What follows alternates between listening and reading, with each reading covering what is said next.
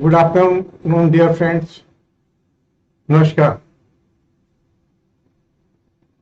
आप सभी कैसे हैं?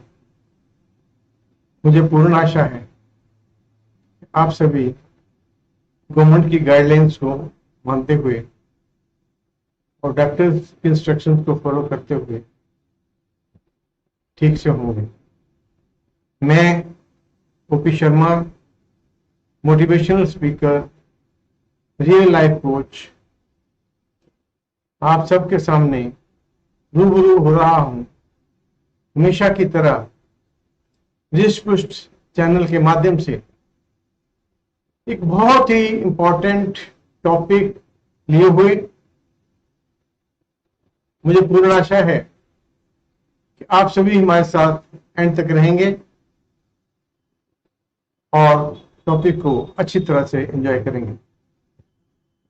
टॉपिक का नाम है ए स्टिच इन टाइम सेव्स 9। कि अगर टाइमली एक स्टिच लगा दिया जाए तो जो भविष्य में हमें 9 स्टिच लगाने पड़ने थे वो एक ही काम देगा। इसी तरह से जब भी कोई हमारी समस्या है, हमारी बीमारी है या किसी तरह की प्रॉब्लम है, अगर हम किसी भी तरह की प्रॉब्लम फेस कर रहे हैं तो अगर हम टाइमली उसे डॉक्टर को दिखा देते हैं या टाइमली एक्शन ले लेते हैं तो हमारी समस्या इतनी आसानी से और इतनी अच्छी तरह से सॉल्व हो जाती है जिसका कि हमें विश्वास भी नहीं आता। अब देखने वाली चीज यह है कि हम जन्म से ही संघर्ष में होते हैं। जब से हमारा जन्म होता है तब से ही हम संघर्ष चलता जाता है और लाइफ के एंड तक ये चलता रहता है। यही नहीं, अगर हमने ये जन्म लिया है, ये जन्म भी 84 लाख जिया जून में जन्म लेने के बाद अगर उस परमात्मा की दया मेहर से हमें कोई संत महात्मा या पूर्ण सतगुरु मिल गया है जिसने हमें एक ऐसी युक्ति बता दी है जिसके द्वारा अभ्यास करने से हम इस मनुष्य जन्म में आगे हैं। अगर हमें वो पूर्ण परमपिता परमात्मा ना मिलता तो क्या होता? हम मनुष्य जन्म में नहीं आ सकते थे, हम नीचे जोनियों में हमें जाना पड़ता। और नीची जोनियों की पोजीशन यह है कि आदमी का मनुष्य का जन्म लेने के लिए हमें लाखों वर्ष बीत जाते और यह भी कोई जरूरी नहीं था कि हम मनुष्य के जन्म में जब मनुष्य जन्म हम प्राप्त कर सकते। तो अगर अब हम देखते हैं कि मौजूदा समय में कोरोना वायरस जैसी बीमारी ने मनुष्य जाति को भारत में ही नहीं दूसरे देशों में भी बहुत दुख पहुंचाया है। सेहत के तौर पे भी दुख पहुंचाया है, मृत्यु भी हुई है। उसके अलावा फाइनेंशियल प्रॉब्लम्स आ गई हैं, दूसरी तीसरी रिश्तों की प्रॉब्लम्स आ गई हैं, कई तरह की प्रॉब्लम्स आई हैं। ये सब इसके कारण ही हुआ है। अब हम देखते हैं कि जो हमारे बच्चे हैं, बच्चों को हम लाड प्यार में पालते हैं, वो गलत भी आदतें रखते हैं, गलत तरीके से भी बोलते हैं, यहां तक कि प्यार प्यार में किसी को गालियां भी देते हैं। तो वो हमें अच्छा लगता है, हम कहते हैं बच्चा है, बहुत अच्छी बात। लेकिन जैसे जैसे उनकी आदतें पक जाती हैं और वो बड़े हो जाते हैं, तो इन आदतों के कारण बच्चे भी दुखी हो जाते हैं, हम भी दुखी जाते हैं। तो अगर हम चाहते हैं कि हमारे बच्चे एक अच्छे नागरिक बने, एक अच्छे, पर हमने ये ख्याल रखना है, आमतौर पर हम बच्चों को लेक्चर के द्वारा समझाकर कि बेटे बड़ों की इज्जत करनी है, झूठ नहीं बोलना है, पैसा संभाल कर रखना है, ऐसे ऐसे कई तरह के लेक्चर उन्हें देते हैं। लेकिन बच्चे जो है वो बंदर होते हैं, वो बड़ों को देखकर सीखते हैं। जब वो देखते हैं कि जो हमारे बड़े हैं वो बड़ों की इज्जत नहीं करते, या जिन हाथों के लिए हमें कंपेल कर रहे हैं खुद उनमें ये आता नहीं है, ये संस्कार नहीं है, तो फिर वे उनको अडॉप्ट करने के लिए तैयार नहीं होते। अभी देखो, मैं यहाँ एक उदाहरण देना चाहूंगा जो मुझे बहुत ही अच्छी लगी और जिंदगी में काफी बार मैंने उसको याद किया, जिसके बारे में ये कहा जा रहा है वे एक बड़े ही हाई ऑफिशियल में से रिटायर हो चुके हैं। उन्होंने बताया कि जब मेरी मदर मेरे को नहलाया करती थी तो जपजी साहब का पाठ साथ में किया करती थी और मुझे भी कहती थी कि बोलो बेटे। इसी तरह जो भी एक्टिविटीज वो करवाती थी, जो भी वो काम करवाती थी, अगर खाने के लिए बिठाती थी तब भी कहती थी कि आप ये चीज करो, ये पाठ करो, ये आपके काम आए। उसका रिजल्ट ये निकला कि जो जिस दोस्त की मैं बात कर रहा हूं वे बहुत ही जिंदगी में बहुत ही सेटल्ड हुआ और इतने हाई रैंक पर लगने के बावजूद भी ना उसने कभी नाजायज पैसा लिया, ना कोई नाजायज काम किया।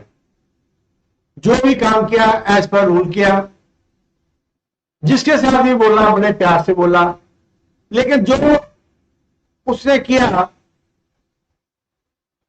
वो सभी के लिए ही अच्छा था।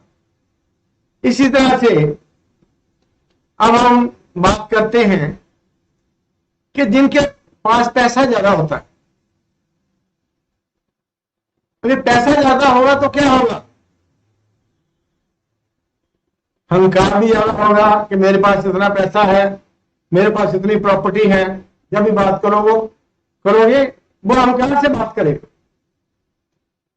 उसके पास जब अहंकार होगा तो लाजमी बात है कि दूसरों को छोटा समझेगा।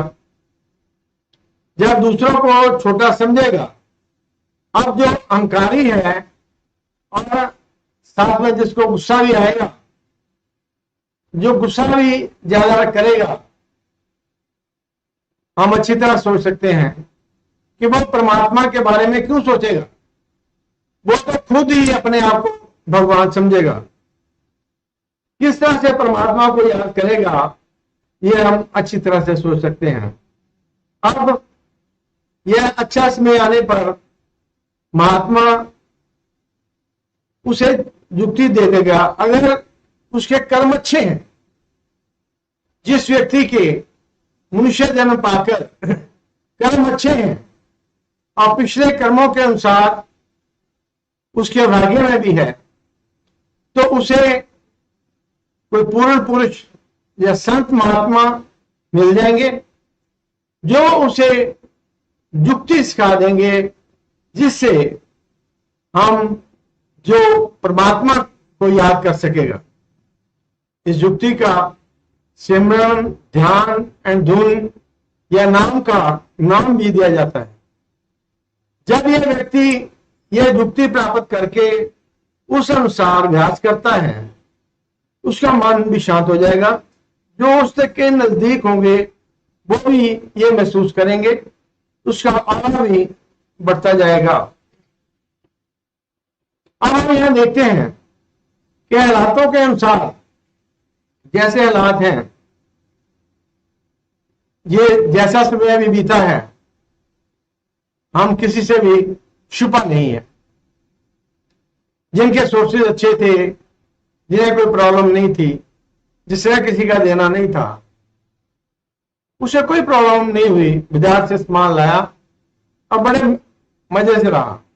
जिसको कोई बीमारी नहीं हुई, जिसको कोई प्रॉब्लम नहीं हुई, उसे तो चाहे कोविड-19 है या नहीं है, परमात्मा की दया से सभी एक। पर जिसको ये प्रॉब्लम भी आ गई, बीमारी की प्रॉब्लम भी आ गई, आर्थिक प्रॉब्लम भी आ गई, दूसरी लेन देन की प्रॉब्लम भी आ गई, जब ये सभी प्रॉब्लम आ गई तो क्या होता है? जितना मर्जी स्ट्रांग हो बंदा, सोचने के लिए मजबूर हो जाता है, क्या मैं क्या करूं। पहले तो वो आराम से सोचता है, फिर सोच उसकी आदत बन जाती है। जो आदत बन जाती है उसका नाम डिप्रेशन है। अब ये जो आदत है, अगर फाइनेंशियल लॉसेस हैं या बीमारी है या किसी कई कारणों से हो जाती है, पर यह आदत कई बार बिना किसी कारण के भी हो सकती है। इसको नकारा नहीं जा सकता। अब देखने वाली बात यह है कि अगर ये आदत 10-12 दिन के अंदर अंदर खुद खत्म हो जाती है, फिर तो घबराने वाली बात नहीं है, वो अपने आप कवर कर लेगा। लेकिन अगर ये नहीं होती तो पहली बात तो यह है कि हमने उस व्यक्ति को अकेले नहीं छोड़ना।